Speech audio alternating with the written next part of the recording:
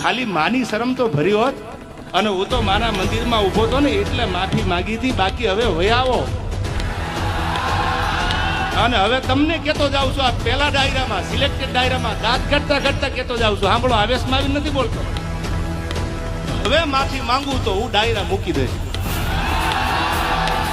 હવે તમારે જેને આવવું હોય એને વયા આવજો, પણ ડાયલોગ બાજી ન કરતા સામે વયા આવો. મોરે મોરો મારી દો તો મારું મરદના દીકરા છો. અને હવે કોઈ ભાઈડો માફી મગવી દે તો હું ભાઈડો એની ડાયરા મૂકી દઈશ. આ મારી તમને જીબાન છે. નીકળી હાલ્યા તો ગામની પડદાને બગાડવા. યાર, સારું શીખવાડો ને, સારી વાતો કરો ને. બાયું ચડાવવાનું શું કામ શીખવાડો છો?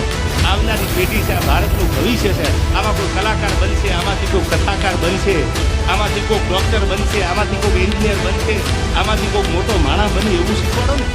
આવડે તો એવી વાત, અને ન આવડે તો મૌન બની અને તમને જેટલું આવડે છે એટલું સાહિત્ય કરીને નીકળી જાઓ.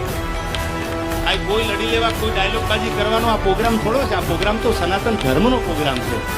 અને સાહેબ, મેં ક્યાંક માફી માગી છે ને, એ કોઈ ધર્મના થાંભલાની શરમ ભરી છે. મારી માફી મોટું દુનિયામાં મારા માટે કોઈ હોય નહીં, એટલે મેં માફી માંગી. હા, અમારી સિસ્ટમમાં નથી. હવે તમારી સિસ્ટમને કહી દીજો, ભૈયા, તમારી સિસ્ટમમાં